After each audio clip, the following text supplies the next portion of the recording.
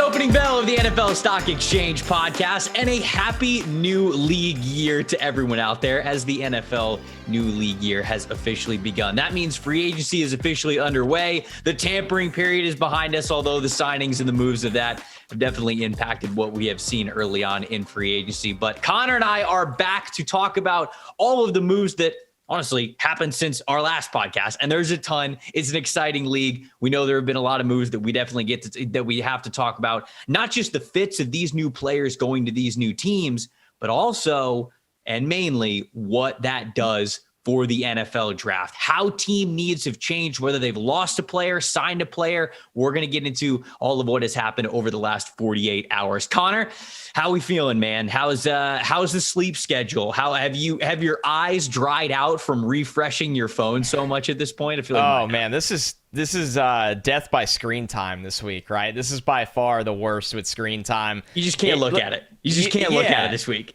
It's so easy. No, I will not. I will not open up that notification. Apple, go away. Absolutely not. I think, listen, it's been a pretty wild free agency because I feel like, and maybe this is me just having recency bias, Trevor, but we've had so many big trades kind of start before this and trickle in and then trickle into this. And as we sit here, we do expect Deshaun Watson to be officially traded. Now, what we're going to start with today is the Baker Mayfield situation, which is kind of a trickle effect of the Watson situation. We went through Rodgers, who returned to Green Bay, but Russ, who got moved. Yep. All of these crazy Carson Wentz getting traded, all of these crazy quarterback situations. And now we have two that are not small by any stretch of the means. Major implications, whether it's on the draft, on the team they go to, on the team they leave. And that's not what we're going to spend the entire show on today. We're going to look at, the Ravens and the Raiders have done some really, really nice things since the last time we talked to everybody. This wave 2 of free agency does not mean tier 2 of players. You could still get tier 1 players in wave 2. It's just a matter of who had a slower market. And we're going to talk about plenty more teams. So, man, I'm excited today because now we're starting to get a fully painted picture of what this free agency looks like. Yeah, just to give you guys full transparency, we are recording this podcast at 7:50 p.m. Eastern time. And so if any moves break after we are done recording this podcast, obviously you guys know why. Hey, if news breaks during this podcast, like you guys saw with the Tom Brady news, you will hear and see our live reactions to that. So over the next hour, if Deshaun Watson gets traded, if Baker Mayfield gets traded, if a bunch of great dominoes fall, then we're going to be here and we're gonna make sure that we that we pivot from the rundown a little bit and make sure that we react to that. Before we dig into some of the main storylines that we're getting into with all of free agency, got to remind you guys that this is the best time to get a PFF subscription if you don't have one yet. We are covering free agency wall to wall over at PFF. We're giving you the list of everybody, a full tracker broken down into positions, teams, who each teams have signed. We're giving you grades for all of the signings. That's what PFF does. And if you don't have a subscription, now you can get one for 25% off if you use the promo code NFLSE. You don't only get that stuff for free agency, but you also get the draft guide, the fantasy football guide, the in-season betting tools, all that stuff. So if you don't have a subscription, get one now. It's the perfect time to do it and get 25% off with that promo code NFLSE. We got to start talking about quarterbacks, Connor, because we haven't talked about that over the last couple of shows. And I think there are two that are clearly dominating all of the headlines and all of our refreshing of the timeline, and that is Baker Mayfield and Deshaun Watson. So who do you want to start with talking about today? Because I think both of them are huge and could change the landscape depending on what happens with them over the next couple of days, maybe week at the most. I think, interestingly enough, we start this conversation around Baker Mayfield. And I say that because I think there's less guessing in this situation and more looking back at what the heck has gone on in Cleveland, what's gone on with Baker, where when you look at the Watson situation, which we will get to in a moment, there's four obvious landing spots right now that can happen, Cleveland being one of them. But no matter where that situation goes and closes at, the Baker Mayfield situation in Cleveland is essentially, it seems like his days are over in Cleveland. And that feels like a thing that has been brewing between both sides. It sounds like, from all reports, I think Diana Rossini said that it was not communicated to Baker that they were going to explore acquiring Deshaun Watson or pitch Deshaun Watson on waiving his no-trade clause to go to Cleveland. And I think that, I mean, Trevor, you and I have covered the draft since obviously Baker Mayfield was the number 1 overall pick, and that whole process. He is definitely an emotional guy, and that probably plays to his advantage at his best moments. And obviously, there's times where it boils over into, obviously difficult moments as well. I think what I could say about Baker right now is he played hurt this year. And judging him on what he did this year, in my opinion, is not fair. I do understand why there are people that are probably out on Baker Mayfield ever being a star. I think a healthy Baker Mayfield in the right situation is a fine quarterback, a fine starting quarterback, and that is a tough thing to find in this league. And it seems like with Cleveland, they are not in a position where they want to commit to him long term. They are, kind of just riding the wave with him. They're like, can we upgrade? And if we can, then we don't really care. And that has obviously led to a Baker Mayfield that doesn't know what his future holds. But if you read through the lines, it's pretty obvious that he wants to be somewhere that's committing to him long term.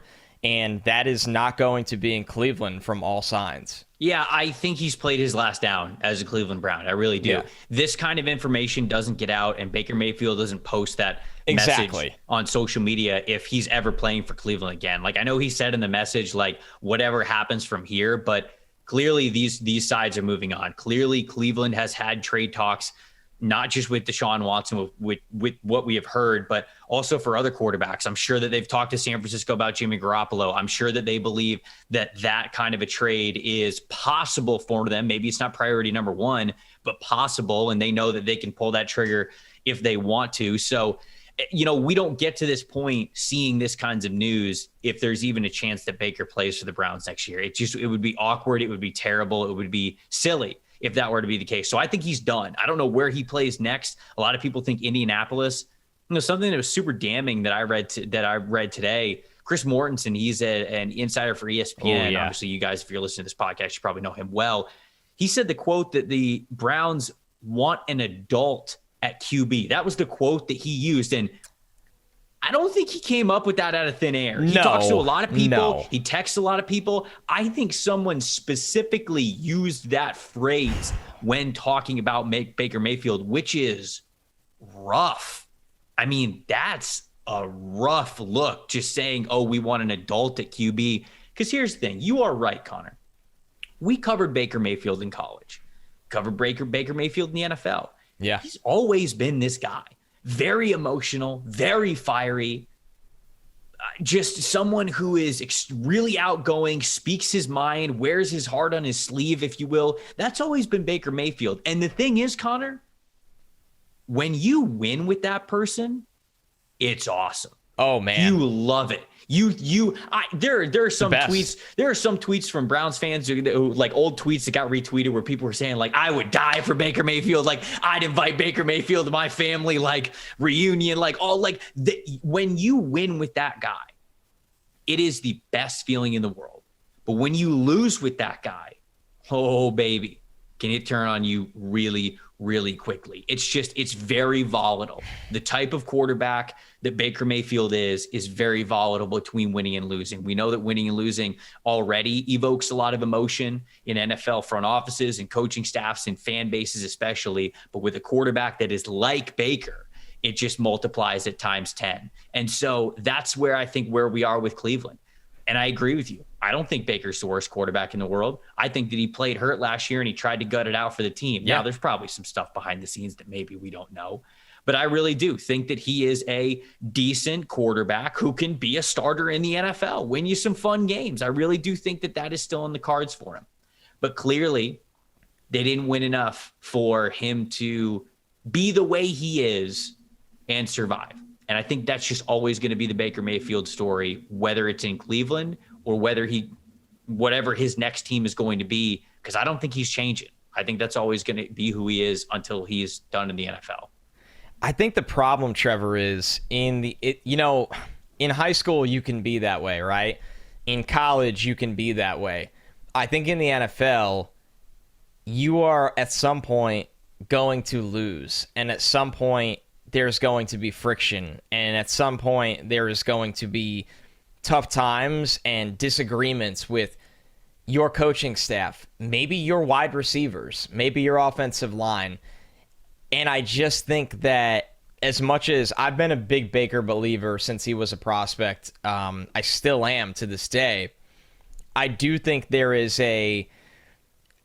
two sides to this, right? I think Cleveland has botched this. Let me make that extremely clear. I don't personally understand this Deshaun Watson pursuit they're on. I think that clearly the lack of communication to Baker is wrong. And it doesn't matter who it is, whoever their starter was.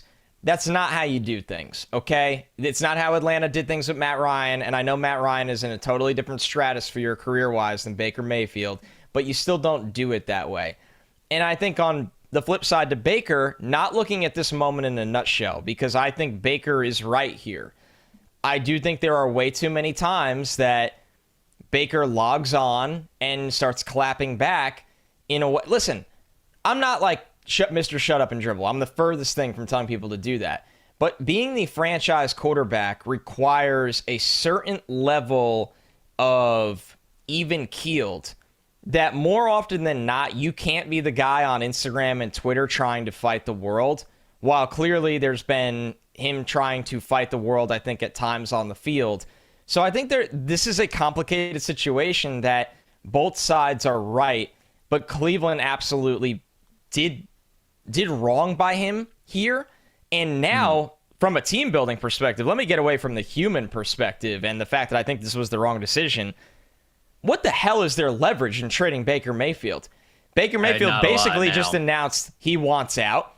You went for Deshaun Watson.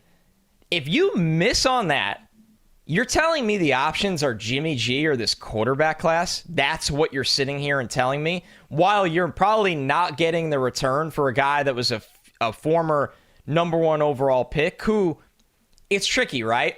Baker hasn't performed like a Burrow, Mahomes, Herbert, Josh Allen. But Baker, when you do look at the numbers, Baker's not a bust in my eyes. He's not a hit either. We're still trying to figure it all out.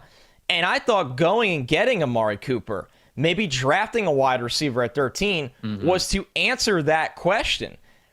And I am all for taking risk and upgrading at quarterback because that's what dictates a lot of your success in this league. But it's got to be calculated. And to me, this was as miscalculated as possible. And that's why this is wrong from a team building perspective, from a human perspective. And I know this is tough. Browns fans, I've been doing your rebuild since Stick to Football. I have rooted for you. I think this turnaround has been amazing. This is a very, very difficult moment, and I don't believe in some big-time outcome here that's overwhelmingly positive. Here's a question. You ready for this? Yeah. Do you think Washington knew Baker Mayfield was available when they traded for Wentz? No. So you don't think that they've been shopping Baker behind the scenes for long? He would have found out, and it would have went public. Because that's what I thought about today. As the Baker Mayfield stuff was like swirling around and everything, I'm like, did Washington choose Wentz over Baker? Because that's kind of crazy too. Like that, yes. Especially for the lack of leverage that it seems like the Browns have. Like that part's pretty crazy to me. I've got to think that Cleveland has something in the bag with San Francisco. I've got to think that, because right now, who makes the most sense as a quarterback for Indianapolis?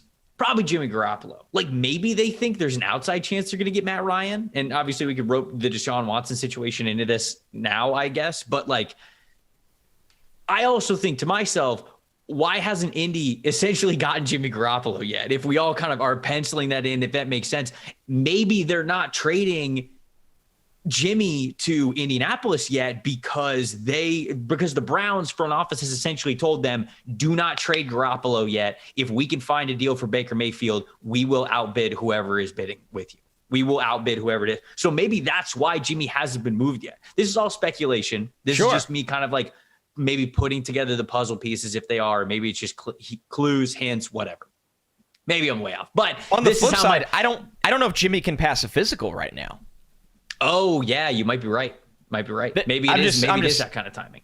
That's another speculative, take. Yeah, that's true. That's very true. But I don't know. So, all right, we talked about Matt Ryan potentially going to Indianapolis, which is nuts. And the reason we are is because the Deshaun Watson situation, which is insane in and of itself, that we're even here talking about Deshaun Watson getting traded while there's over 20 civil suits against him.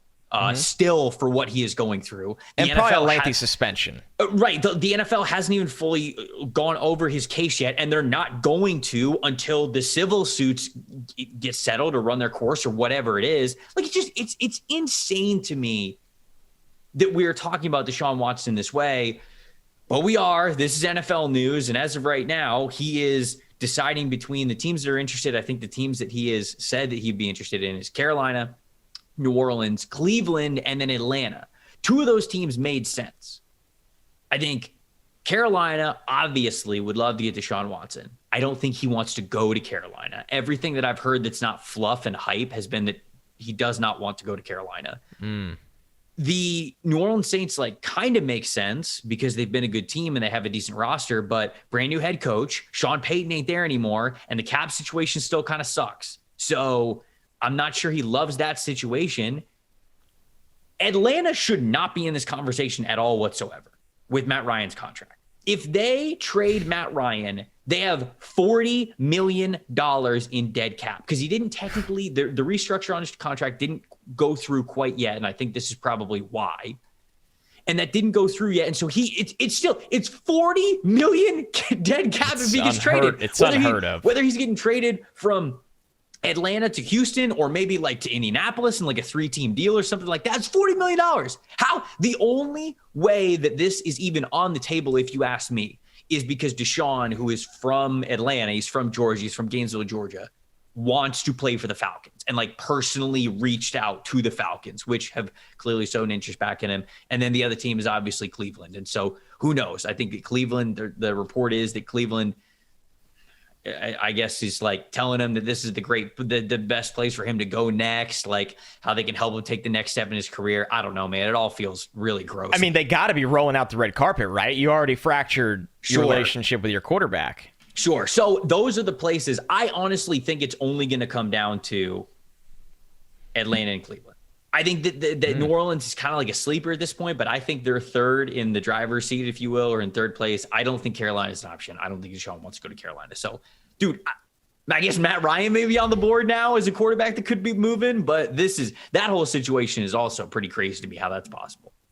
There's a lot to unpack here, and I think what you have to, also look at wherever Watson goes and wherever he doesn't has major draft implications in the spot, right? Because realistically, when you look at this, Houston is who's picking at 3 is going to be holding another pick in the top 20, right? The Saints are at 18, the Browns are at 13, Atlanta's at 8, Carolina's at 6. Now, why this is obviously complicated outside of the legal issues, which once again, this is not an easy situation to discuss, but I think we're at the point where Trevor and I understand on the show that we have to discuss it. The fact is, he has to waive his no trade to go somewhere, and on the flip side, the Texans need to make sure the offer from the place that he's waiving the no trade is adequate to their standards. So there might be a little bit of butting heads here where he's like, okay, I'll waive it for Atlanta. And the Texans are like, how about no, we're not taking on, we don't want the players they have, right? When you look at it, I know there's been a lot going on from Carolina where people think a player the caliber of Brian Burns can be in the deal, right? And if you're Houston, I mean, you can get a building block on defense in Brian Burns, the 6th overall pick, and more. That, to me, is more enticing than, the 18th pick, a lesser player than Burns. So I think there's a lot of negotiations that need to be handled away from whatever just the team is offering and whatever team Deshaun likes. So, and then once again, wherever he goes is where Houston has a chance to now double up in this draft. Where if he doesn't go to Carolina, right? Who's playing quarterback for the Panthers next year? Are you just No, I mean it's Darnold, and then it's and then we're talking about who's going to be the head coach of the Panthers after week 6. So I don't think they could do. I think you have to take Malik Willis or Kenny Pickett at 6. I'm not saying I would do that. It depends, right? Because whose job is at risk here? That rules. It's not Scott Fitterer's, right? It's not Fitterer's job. I don't think Fitterer's job is at risk as the GM. I think it's only Matt Rule. So who has final say on the draft board? Doesn't Rule have roster control? He does, but I think that Tepper has ultimate say in everything. The owner in Carolina, and he's decently involved. It's not like he's heavily involved like Jerry Jones is, but like he's involved. Tepper will step in. And so if Tepper looks at this situation, which is why I'm very shocked that Rule came back at all whatsoever. If Tepper looks at this situation, and from what I was told, Carolina's kind of split right now. Like Fitterer wants to basically not draft a quarterback, and Rule is basically like, I have to draft a quarterback. Yeah. So if Tepper steps in, I think he's going to sign with Fitterer. I don't think he's going to sign with Rule. I don't know, man. So Rule convinced him to give him the bag. Man? I don't know. These are the sources. These are just the sources talking. So these are the complications of the situation. And right. Okay, so even so, say Carolina does the smart thing, which is essentially leaving Matt Rule hung out to dry and taking a building block at 6 and kicking the quarterback can down the road and telling Matt Rule, Sam Darnold was your guy. It didn't work out. See you later. After 2022, a new coach comes in there with Fitterer, and they have their number 6th overall pick that was a non-quarterback that works out, and then they go in the 2023 quarterback class of free agency. That's obviously ideal for Carolina, but I am also looking at the panic side of things and say they take a quarterback. Atlanta at 8. I actually think this one doesn't move that much because Matt Ryan would still be there, and they'll just keep building the team, and they're not going to panic. If they didn't panic on quarterback last year, they're not going to do it this year. They'll look at 2023. They are picking a wide receiver at 8. Like they have. Calvin Ridley. No Russell Gage. Right. Calvin Ridley's gone. And between when we recorded this podcast last and now, Russell Gage signed with the Buccaneers. They quite literally have no one. Cordarrelle Patterson is a free agent, I believe. It's Kyle Pitts. They literally only have Kyle Pitts. That's Kyle it. Pitts and Chad Hansen. Right. That's it. Eight is either them trading back or them drafting a wide receiver. Trading back and drafting a wide receiver, or drafting a wide receiver at 8. That's what the Falcons are doing if they're staying. Okay. Yeah. So that one's a little easier to figure out. The Browns at 13 now. I mean, they're not going to trade Baker for pocket change on the scale of what he's worth and then draft a quarterback from this class. What's he going to... Dude, like you just mentioned, they're screwed. The leverage is gone. They're just screwed. I mean, that's not true. It's a quarterback, right? I mean, But in comparison to what he should bring back. I mean, he's getting at least a day 2 pick, right? Sure, but are you happy with a 3rd round pick for Baker Mayfield? And Trevor, it might have to have conditions, so it might not be in this year's draft. Because how do you trade Baker Mayfield without conditions? Like, what if he does go have a great season wherever he goes? Right. It's gonna be a win steal. It's gonna be a win steal. I think it has to be. It's definitely gonna be a win steal. Where does he go other than Indianapolis, though? I don't see anything. Carolina. The only thing, Carolina. I don't see this happening at all. But I'm just trying to spitball for the sake of conversation and the show. Do they make a Godfather offer to the Raiders? That's like a billion first rounders for Carr and Baker, for a billion first rounders and Baker. So you're for saying Carr. Essentially doing the Goff Stafford deal, but with Baker. Yes, there you go. Carr. Yep, exactly. Without Goff's money, I don't think you'd. Yeah, I don't think you'd have to. Well, but the problem is, even though he doesn't have Goff's money, the problem is you have to pay him. Poop or get off the pot. Right. It's the Sam Darnold problem last year. Remember, they traded for him, and then they picked up the 5th-year option. Right. And now a year later, they're like, "Oh my God, why did we do this?" Right. You're playing roulette. You're playing roulette. I do love roulette. Yeah. I don't know if I like it at quarterback. When you're okay, all right. Side conversation for 30 seconds. Are you a casino guy at all? Like, do you go to casinos? Kind of and kind of not. Like, in a sense that I won't sit and play poker for hours. Like, But I feel you like can. But you go. But you go. Oh to yes, I have okay. frequented casinos a lot because of the degens that I hang out with. Okay, what's the favorite game? What's the game? What's your go-to game? I would prefer roulette if I am going to throw around money, but I am also the guy that, like, the last time I was in Vegas was for work, and I was there for way too long. I'll just sit in this. I could sit in the sports book, which is not as entertaining anymore because we have legal gambling in New Jersey, but back then it was.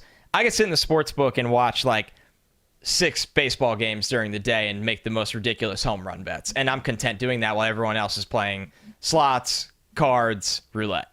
I love me some roulette. I will play blackjack as well. But the last time I played blackjack, it was a couple months ago at the East West Shrine in Vegas. And Mike Renner. How did I not hear this? Mike Renner bullied me into sitting down at a table with him to play blackjack. And he lost his money a lot quicker than I did. And then you know how it goes. The rest of your party's like, yo, we're hungry. We want to leave. And you still got money on the table. And so you go, all right, fine. I'll go all in. And if I double up, cool, I'm cashing out. If not, I'm done. And I got screwed. It like one of the worst hands I've ever had ever. So yeah, I'm fully can't do that. Well. You did the team player thing, but you can't do that. You got screwed, and you were a team player. You were a team player. I blame Renner, as I do for most things. Okay, let's talk about some of these signings that we've had over the last 48 hours, some of these free agent classes, if you will, that some of these teams are building. And I want to start with the Baltimore Ravens, dude, because when you look at their 3 top guys that they have signed during the tampering period and here in free agency, you got Marcus Williams, you got offensive tackle Morgan Moses, and you got pass rusher Zadarius Smith coming home, if you will, the team that drafted him. Dude, this is a great execution of a free agency plan for the numbers they got these guys on and the impact players they got, because they pick at number 14 in the first round and they are completely free right now. Their options at 14 are vast and wide to pick whatever the best player they believe is on the board. And I think this is one of the best free agent classes that we've seen so far. Dude, this is the way to do it right here. When you're not going to go out and you're going to have to pay Lamar, right? So I think they're factoring into that into their spending. Have to. So they're being responsible, but they also weren't scared, right? They weren't playing with scared money. They went out and got, to me, Marcus Williams was one of the rare difference makers on this market because his skill set, to me, was unique in a sense that his single high ability and the ability to make a play on the football or take away the football is not easy to find, and that is the kind of guy you're going to pay if you're going to pay a safety. And they went out and did that, right? They went out and found a way to get that done for a 25-year-old who I think can get even better in Baltimore, which is a trend with a lot of Baltimore free agents. Morgan Moses, if you need somebody to tell you about Morgan Moses, listen, he was just obviously a New York Jet for this year on a low-cost deal trying to remake his market after being a late cut in June. Mm-hmm. Morgan Moses is 3 years, $15 million. Number one is insane. This guy is at a minimum an average starting tackle. You prefer him on the right side. He can get by in a pinch on the left side. For 3 years, $15 million, that is a significant underpay for Morgan Moses. He is an Iron Man. He never misses a game. He's willing to play hurt. He's a locker room leader. He's great for the younger offensive linemen. He's got some nasty in his game. And like I said, he's not this elite offensive lineman, but he is absolutely a average to above average starter that's being paid like a swing tackle in this salary spot. That's a great deal.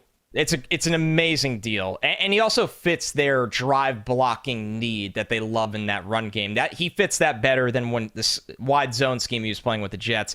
And then Zadarius going back there for 4 years, 35. You said it at the top, Trevor, before you and I even hit the record button. That seems like a really, really good deal for both sides. For Zadarius to go back to a place he's familiar. They're not paying him an unbelievable amount of cash. Yes, you always worry about back injuries long term, but the upside of that deal with him and Oweh rushing is so exciting. So the Ravens really found a way to maximize talent and maximize the budget they had for this free agency. So what are we thinking at 14? I automatically go to defense tackle, right? I think they're still old on the interior. They've got some edge. They've got obviously Zadarius Smith now. They've got Odafe Oweh. They have Tyus Bowser. So now, I mean, like Devontae Wyatt, Jordan Davis, essentially like pick your Georgia defender right there for the Ravens. That's where my mind goes immediately of what could be the main target for him at 14. Jordan Davis is one that makes a lot of sense because they have no problem drafting the largest, most athletic humans they can find. That's like a Baltimore trend like no other. Right. You've seen it trickle for the guys that leave Baltimore to go work somewhere else. They do the same thing. So Jordan Davis wouldn't surprise me. I also wonder if this is a team that looks at the injuries they had at corner last year and they say, okay, we do need another corner in here and we're willing to take the risk. Like if Sauce fell here and he won't, Sauce would be gone in a minute for them. Do they take the risk on Stingley? I think this is where Stingley's conversation starts, which might surprise some people. I think this is the first place he can go. But yeah, Trevor, I think Jordan Davis, that's kind of a hot spot for him right there, unless something we really don't talk. This is kind of odd that we don't talk about this, and I will take the blame Throw it just out. as much Throw as anybody. It out, brother. Isn't it kind of odd how we talk about getting like a billion weapons for Mahomes, Herbert, Burrow, Josh Allen, but we don't do that with Lamar? That's just an odd thing where, you know? And I know they drafted Bateman in the first round last year. I'm not being oblivious to that, but that's one guy. So you got Mark Andrews, Rashad Bateman. Hollywood Brown's been a little bit up and down. This team needs another wide receiver, and it's gone very quiet. That's true. Now I'm thinking about Jameson Williams in purple and black. Jameson, Drake London. Garrett Wilson, if he makes it there. Garrett Wilson. Probably not going to make it there. Like Chris Olave, maybe even. They all fit. Don't hate it. They all fit. I do not hate it at all. That's not the only AFC team we're talking about because holy cow, did the AFC get a lot more talented over the last 2 days. But before we get to those, got to talk to you guys about our friends over at All 22. They are unveiling the newest fantasy football game that hundreds of PFF employees, myself included, have been playing. All 22 uses weekly PFF grades as one of its main scoring components to test your abilities to build a full 53-man roster, offensive line included. So think about fantasy football, right? How you draft your team, and every week you go head up against somebody else's squad, but it's based off of stats, right? Well, this is based off performance. So you are truly drafting a full team and then seeing how well your team does against somebody else's team. It really is an awesome concept. I got to do the draft last year, and it was a ton of fun. If you've ever dreamt of sitting in a front office or you enjoy the scouting process, you're going to want to check out All 22. Join the waitlist right now, all-22.com, with nothing more than your email. If you join the waitlist before the draft, you're going to get special promo codes for the All 22 subscription. Waitlist users even gain access to premium content like the inaugural draft guide, in-season strategies, feature release announcements, and so much more. Follow All 22 at all22_PFF on Twitter. All 22 premium fantasy football powered by PFF. It's such a cool game. Hope you guys really do check it out. We're not going far, Connor. We're staying in the AFC, and I'm switching the rundown a little bit. I know I have another team up here that we were going to talk about next, but with the Ravens being a team that I think did a lot of really great things at free agency, looks like they could be poised again for a division title. I know Bengals fans, you guys are right there as well. Dude, Buffalo, man. Buffalo's just, wagon. Total they're wagon. going all freaking in, man. Signed Roger Saffold along the offensive line, got themselves Tim Settle and Daquan Jones, and then they continue to beef up the defensive line with Von freaking Miller. Now, though Von Miller's contract wasn't the 6-year, $120 million deal that his agent leaked out there that all of us kind of were forced to read at the beginning. It's more like a 3-year, $50 million deal. Isn't it incredible every time? It's just, you know what I'm thankful for? I'm thankful that we're all seeing through that, right? Like we are at a point in time where when a deal gets announced and somebody tweets out the numbers, the timeline is now self-aware enough to be like, okay, that's agent speak. Like, what's the real deal? Yes, like, collectively. What's the guaranteed money? Tell us how long the contract actually is. Don't give us this, wow, look, my client signed for $120 million. You know, so I think that we as a timeline society have evolved in that way. And I'm proud of you guys for that. I really am. But the Bills, man, extremely talented. The Bills were my AFC champion pick last year. I think that if the overtime rules were different, I think but they're not. Could have been a possibility. They're not yet. I have faith in humanity. See the Titans proposal? Yes, I almost said the F word. Yes, it's stupid. No, it's not. It's stupid. Fun. It's stupid. fun. No. Don't be a fun ruiner. No. We are not doing this. It's gimmicky as hell. We are not doing this. It's fun crap. You can do whatever the F you want in the regular season, okay? I don't give a crap what you do in the regular season. I know those games matter, but in the playoffs, football settles football games. None of this mini game bull crap. If you score a touchdown on the first possession and you go for 2, how does that make it any more or less? No, it creates a moment. I don't care. It's like overtime hockey, 3-on-3. Listen. Okay. Greatest thing in sports. Greatest thing in sports. 3-on-3 is fun for the regular season. You're right. That's fair. And in the playoffs, you know what they do? More hockey, baby. Yeah, until somebody on the ice passes out and dies. So so if it was during the regular season, you're okay with it? I'm not going to pick up my sword and fight that battle in the regular season. He's not going Jon Snow. If you want to, right, I'm not Jon Snow, Battle of the Bastards, taking out on a whole army. If you want to do that in the regular season, that is fine. I am firmly of the belief that absolutely every team, each team, I should say, deserves to get a possession. They made the playoffs. They scored the same amount of points as the other team did during the regulation period. They deserve to get the ball once. And if Kansas City goes and they march down and they score, and Buffalo gets the ball and then they march down and score, and then Kansas City marches down and they score, fine. Don't care. I don't care after that, because at least you let the other team touch the ball. And at that point, yes, defense matters. You need to play enough defense to at least stop a team from scoring twice in a row. And if you can't do that in an overtime period, I'm okay with that. That is more fair to me than having a heads or tails coin toss determine one mega offense going down the field in an offensive league going down the field. I have just gone so far off the rails, and I apologize to everybody for this. No, I'm loving this. This gives me a chance to get in a take that I would never be able to fit in on any other show.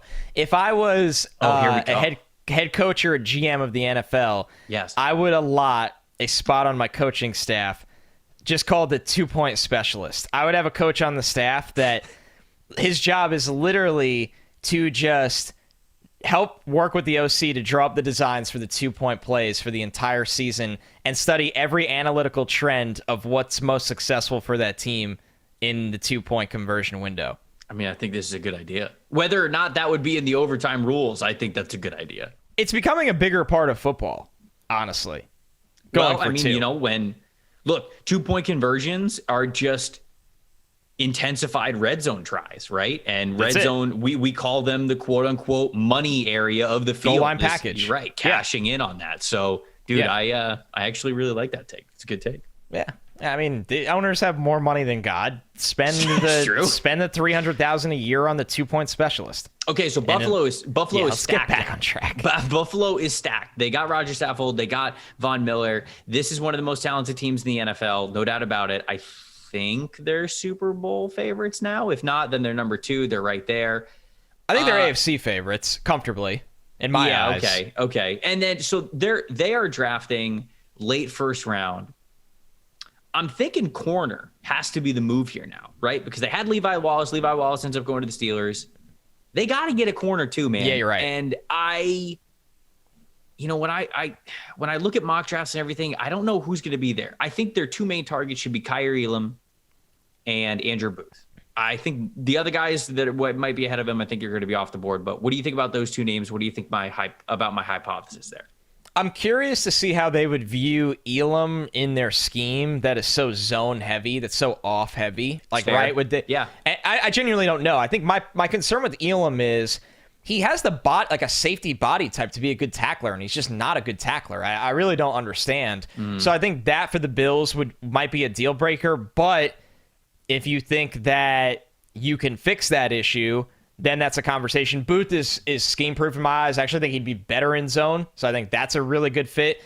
Obviously, you would pray McDuffie falls to them. Oh, that's it. Yeah, they would love that. It's not going to happen. Kyler Gordon is a good fit. But I think that's a little early for him. They're kind of in no man's land, to be honest with you, Trevor. I think that's the tough part for them when you look at this corner class, is that they're probably going to miss on the big three at the top, and then you're reaching a little. So they are in a unique position, and I do think it's a position they have to get better at. And then you could also look at them and go, they're not perfect on the offensive line right now. They have had some turnover there. They did a good job keeping Mitch Morse in-house. Roger Saffold has quietly been trending the wrong way in play for a while, especially in pass pro, so I'm a little concerned about that, where I wouldn't entirely rule out if a good one fell to them, like a Zion Johnson. Is that something that you consider because he has tackle flexibility and can play guard? But I think you're on it. I think that position-wise corner makes the most sense for the Bills now that they got their big fish up front to rush the passer. Bills have a second-round pick, right? There's no reason that they wouldn't have a second-round pick. Yeah, they got a first and second-round pick. They're sitting very, very, very pretty right now. All right, so how do we feel about maybe trading back early second round, getting Kyler Gordon, and then somehow also coming away with Darian Kennard? How do we feel about it? I love it. I think that makes a ton of sense. Boom, we just solved the Bills. There we go. Another AFC team that I wanted to highlight, the Las Vegas Raiders. They made a huge splash, not just by signing Chandler Jones, getting him away from the Arizona Cardinals, but also then trading Yannick Ngakoue for Rock Ya-Sin over to the Indianapolis Colts. So they, a little bit of an addressing their corner needs, which they have, and then making an upgraded pass rusher, I guess. You know, Yannick Ngakoue had a great year last year, but he's not Chandler Jones. So I think you make an upgraded pass rusher and you get yourself a corner that hopefully they like. I think that this is a really solid opening of free agency for the Vegas Raiders, but I think this also means that it's got to be offensive line for them in the early 20s in the first round, right? That's got to be where they're looking. Yeah, it's a hole for them right now, unless they can be one of those teams to get in on the Lyle Collins sweepstakes when that opens up, right? I think that's gonna help one of those. I think I saw Brandon Thorne might have tweeted this, that every team in that division needs a right tackle. I could have swore I saw that somewhere on the timeline today, and the Broncos definitely do. Obviously, the Chargers. When you look at the Raiders, they're going to need offensive line help as well.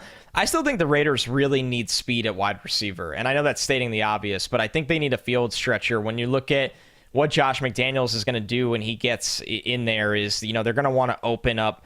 They're going to want to develop a run game and throw off play action from that run game. And if you don't have somebody that can come in and stretch the field, those safeties are going to start cheating down on you. So I wonder how they'll value, Olave, Jahan Dotson, interior defensive line is in play for them, although I'm not sure Devontae Wyatt is there. I think that would be a lot of fun, having Devontae Wyatt in the middle with Chandler Jones, Max Crosby. And let's not forget, they have a new defensive coordinator in Patrick Graham there, who might have obviously saw Chandler Jones as a significant upgrade and better fit than Yannick Ngakoue. And Rock Ya-Sin, who did not really have a good start to his career in Indy, I think flashed a little bit last year at times.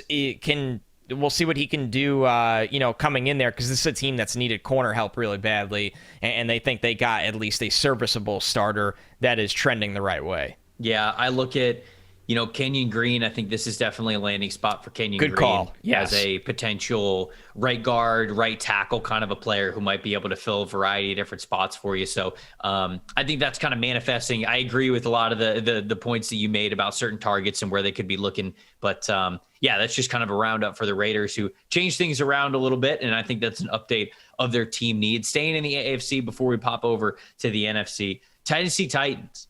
They were the team that released Roger Saffold, who we talked about now being on the Buffalo Bills. They also released Janoris Jenkins, who just is not the same player that he once was, and also released Julio Jones. Now, Julio Jones released and battled through a lot of injuries, did not get a lot of production out of his time in Tennessee. They traded a second and a sixth round pick for him to get him from Atlanta, and he wasn't as available as they wanted him to be. And I think Mike Vrabel made that very clear without necessarily saying those words, that he didn't like the fact that Julio Jones just couldn't practice. Julio could rest himself up enough to gut it out on game day, but when you can't practice, you don't get the timing down, even for experienced guys, man, it's important. And just Julio Jones, not only did he not play in enough games, he didn't practice enough. And so I think that him hitting the market is an interesting piece. I don't know if it's going to warrant, the name Julio Jones like we all grew up and thought that it would. But I think for the Titans in the first round, yeah, I think that this is still a spot where they could certainly go offensive line. But them, like the Falcons, have no one outside of A.J. Brown. I mean, that is it for receivers. And this is a team that was the number one seed in the AFC last year. This is a team that believes they're in a winning window, that needs to compete. And I know Julio Jones didn't give them a ton, but man, they need something. They need somebody to give them something. So I'm looking at wide receiver here at 26 for the Titans too. I think so too, but I don't think that's a good spot. Maybe it's Christian Watson, right? I think we start talking about Christian Watson there. We know size, speed, blocking ability too. They would love that. Yeah. Oh yeah. I've heard prospect last year when it was all FaceTime interviews, got on with Vrabel, an offensive prospect, and they said nobody grilled them harder on run blocking than Mike Vrabel. Like a total animal, just ripped into this kid essentially. I mean, whatever. And it wasn't like he was pissed. He's just yeah, out of all the FaceTime interviews I had, that was the one where it was just total, I'm getting chewed out about run blocking. So keep that in mind for Tennessee. He's not even your coach yet. He's not even your coach yet. You're just getting ripped a new one on run blocking from Mike Vrabel. On FaceTime, you're on your cell phone. I don't need to pick this up, but you do. So yeah, that's something. That's a little nugget. Funny. But yeah, man, I think that you're right. I think, I've kind of preached something recently because obviously, the side work I do, a lot of Jets fans have asked me, what let's trade out of 10. And I'm like, yeah, I get it. But I think if you're one of those teams in the top 20 and you need a receiver really badly, you got to be careful with how cute you get moving around because, and Trevor and I do a mock draft literally every Monday in some capacity, there is going to be a run probably from 8 with Atlanta to 22 with the Raiders. 6 receivers can go off the board. Right. 8 to 22. I mean, just look at the landing spots. You've got the Falcons there. You have the Jets, the Commanders, even Adam. I know the Vikings aren't going to do this, but Adam Thielen's getting up there. The Browns. We just talked about the Ravens, the Eagles, the Chargers, the Saints, the Patriots, the Raiders. All of them. All of them. It's insane. So maybe what we're not talking about enough in this draft is, because there's no quarterback, love going on, which one of the Titans, Bucks, Packers, Chiefs are going to come up to get a player that they really like, because they look at the end of round 1 and they go, we don't need to carry a big rookie class into camp this year. Yeah. We'll package our 2 with our 1 and we'll go up and we'll get in the mix so we don't miss the party. No, I don't hate it, man. I mean, I think that's what teams, dude, especially in the AFC, that is just loaded right now. I mean, the talent in the AFC is just crazy. I tweeted on earlier today, just kind of joking, saying oh, Russ is out of the NFC, Vaughn, Amari, Randy Gregory, Marcus Williams, Khalil Mack. All of these, Zadarius Smith, all of these good players were once in the NFC and now they are not. They are over somewhere in the AFC. And so it's just the gap of talent at the top between the two conferences is growing, it seems, by the day as free agency is going by. So there's no doubt if you're in the AFC, you can't just sit back. You've really got to attack kind of what you believe is going to make you a contender, especially for a team like the Titans that puts them in a winning window. I don't know, a couple of parting shots before we get out of here. I mean, I know if Bucs fans are listening, they signed Russell Gage and they somehow traded a 5th-round pick for Shaq No, we're not Mason. going anywhere. We are not going anywhere. Okay, this was the stock exchange toasting on a yacht, because I got Shaq Mason out of the AFC East for pennies, and Trevor got Shaq Mason on the Bucs. So there was double champagne toast right here when this trade happened. Dude, what the hell is this? So here's the thing. Shaq Mason is replacing, one of either Ali Marpet or Alex Kappa, but Ali Marpet retired, so you couldn't retain Ali Marpet. So he's essentially replacing the money that you would have given to Alex Kappa. Shaq Mason, they're paying Shaq Mason less money than they would have paid Alex Kappa in free agency. He's making less money than Alex Kappa is. It's absurd. It doesn't make any sense, man. This dude's been one of the best guards in football over the last 4 to 5 years. Oh, he's a killer. He's incredible, and he's exactly what the Bucs want. He's a power offensive lineman. That's what they play. That's their whole style. They're a power blocking scheme.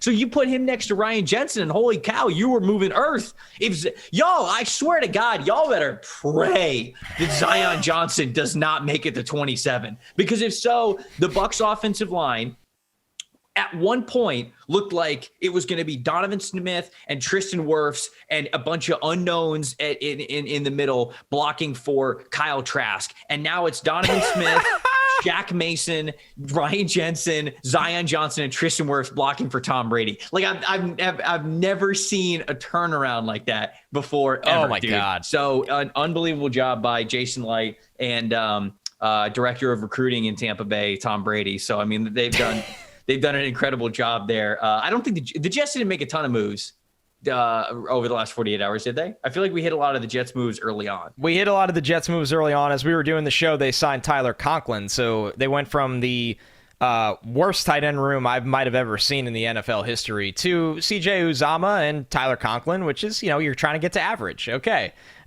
So it's getting better. One thing I did want to get into the show, because it happened while we were recording, or is happening, and I want to make sure I credit this rightly. Ben Gosling, who covers the Vikings for the Star Tribune, said the Vikings, as they try to sort out their cap situation, sources continue to say they've been trying to trade Danielle Hunter.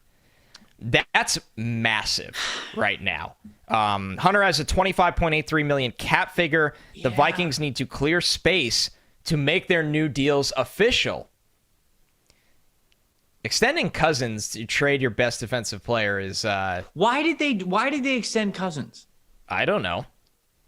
Because it's not cap relief.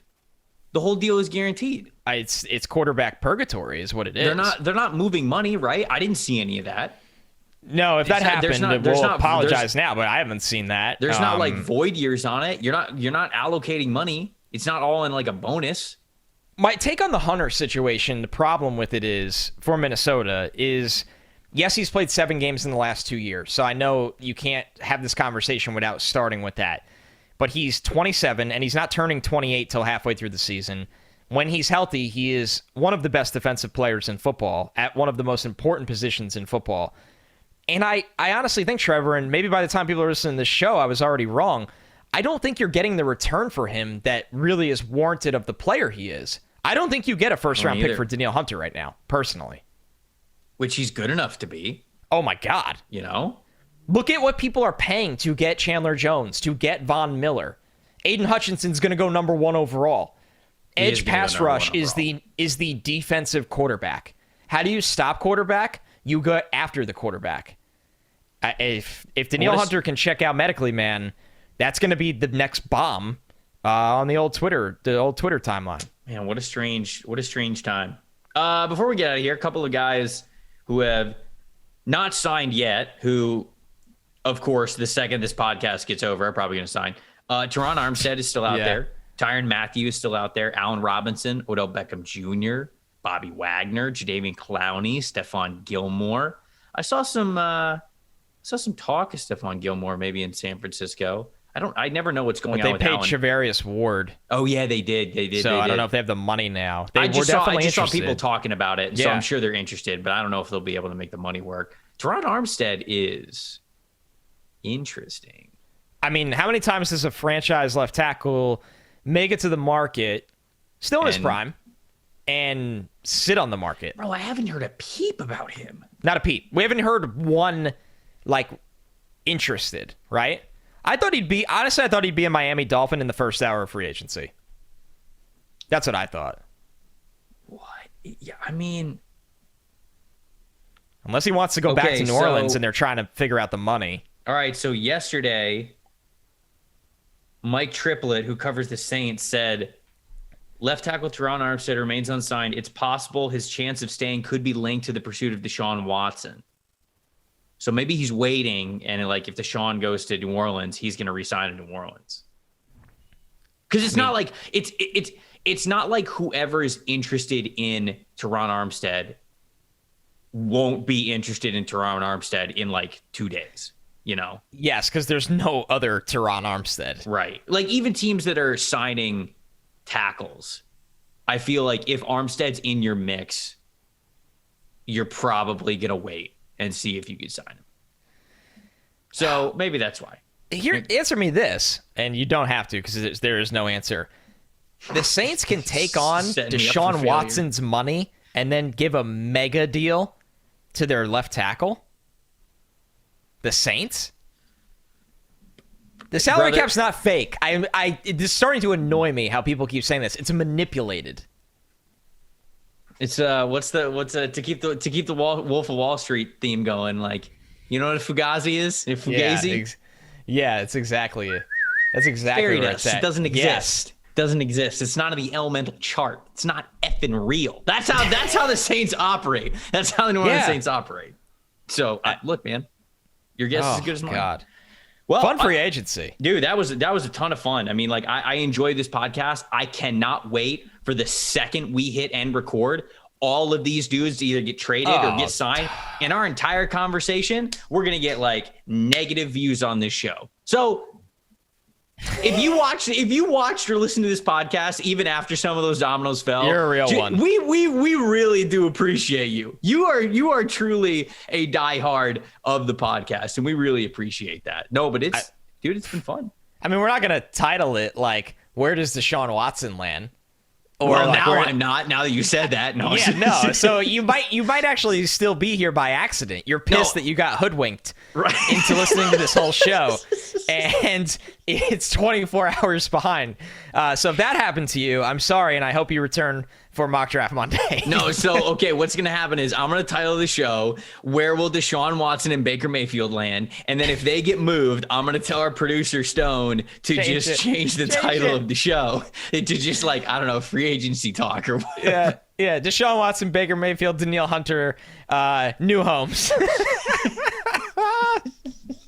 That's how it's done, baby. That's how the business is done. Pod veterans over here. We've been in this game too long. Connor touched on it there. We're going to be back with you guys on a Monday morning, putting a lot of this talk into action. So we have talked about a lot of the big time changing needs for a ton of these teams on Monday's episode, Tuesday's episode, and today's episode as well. We're going to now take all of that and much more, what we're going to find out over the next couple of days in the weekend, and roll it all into a ball, put it in a nice gift wrap present, and hand it to you guys and title it a Mock Draft Monday, a post free agency Mock Draft Monday. There's going to be some big time shakeups, and it always is. This is the time of year where the mock draft that we're going to put out on Monday is going to look different. I almost said drastically different, but I don't want to be too over the top, but it's almost drastically different. I think so. Than any mock that you are going to see.